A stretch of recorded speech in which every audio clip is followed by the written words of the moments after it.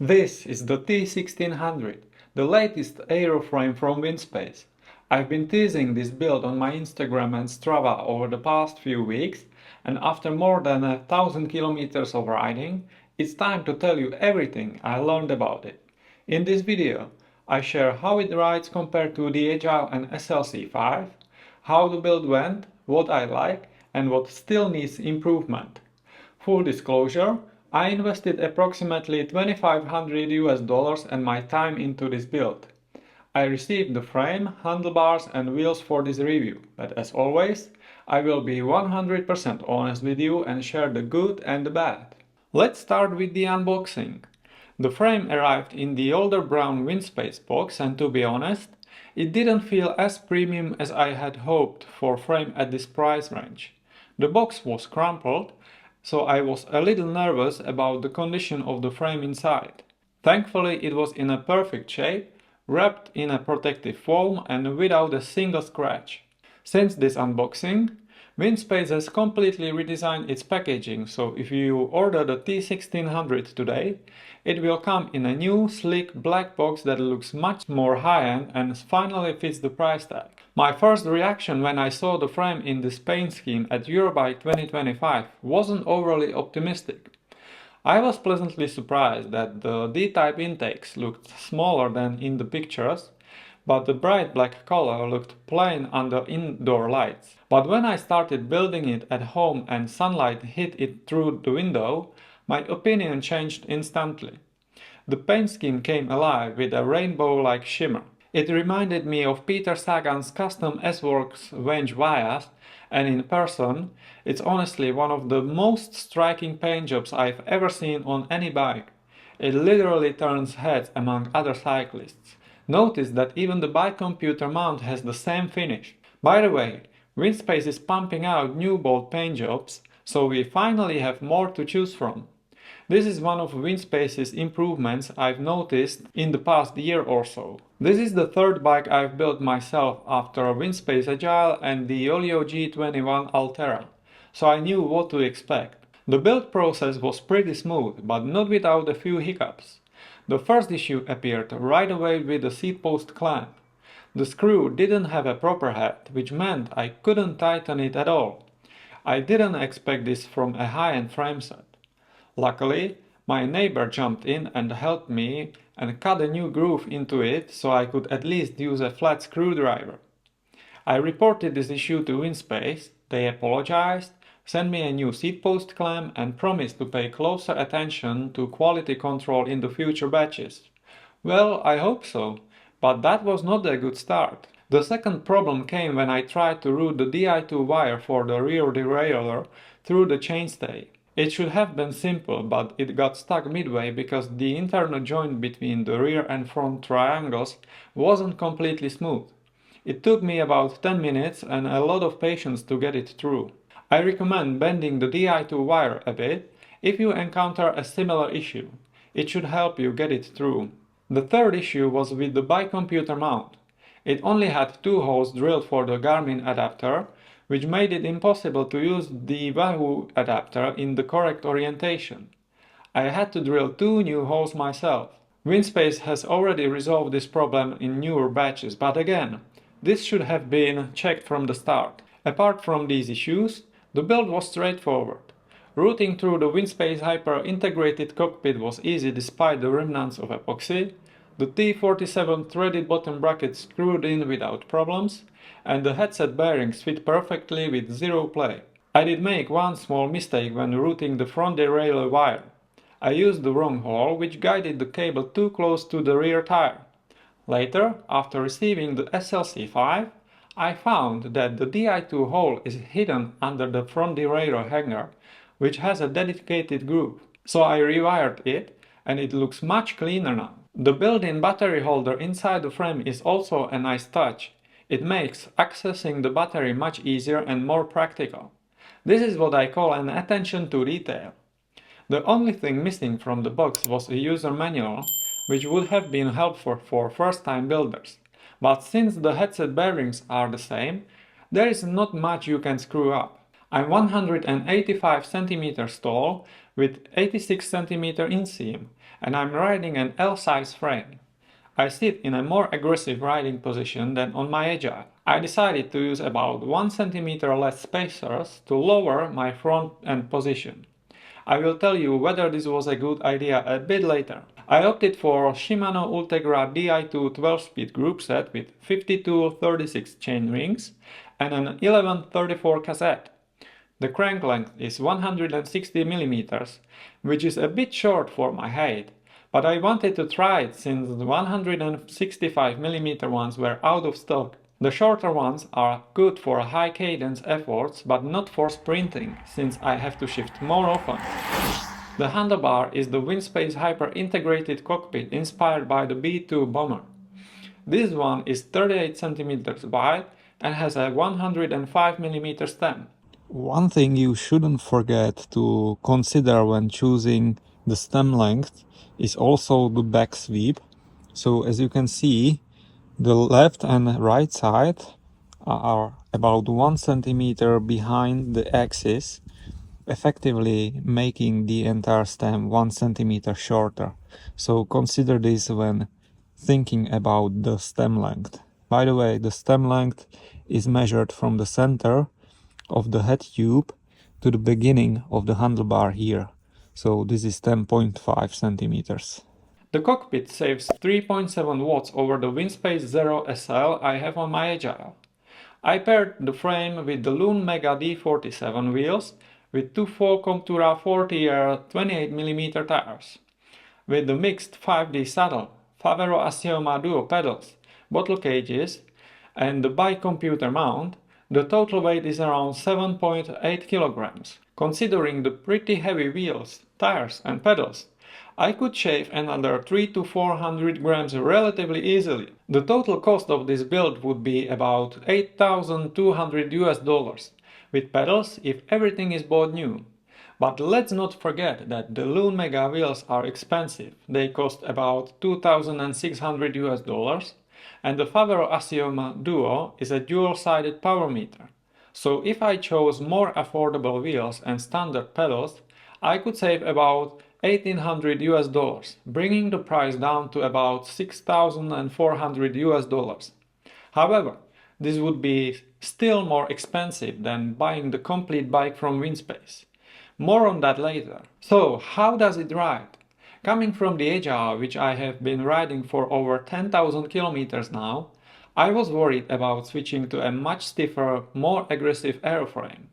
The T1600 immediately felt racier as my reach is about 3 centimeters longer and the drop is deeper. This pushes me into a more aggressive riding position. I had a slightly sore neck after the first few long rides, but my muscles strengthened and I don't feel any pain anymore. My first impression was just how stiff the frame felt, with every watt translating directly into forward motion. The T1600 feels laterally stiff in the rear end, especially when sprinting or riding out of the saddle. I don't know if the D-type intakes contribute to this, but compared to Agile or SLC5, it's like night and day.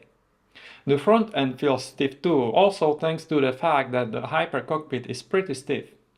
Surprisingly, it's not an uncomfortable frame. If I rated Agile's comfort a perfect 5 out of 5, I would give the T1600 a solid 4. It's firm but not harsh, which is impressive for an airframe. Of course, this also depends on the wheel's stiffness. But since I have mainly ridden it with carbon spoked wheels like the Loon Mega or Loon Hyper 5, the comfort was pretty good. At speeds around 30 km per hour, the T1600 feels similarly fast as Agile or SLC5. But at speeds above 35 or 40 km per hour, it finally starts to shine. It slices through the air and feels like it holds speed well. Sorry guys, I just had to use this phrase. With noticeably less effort. It's almost like the faster I ride, the more it rewards me.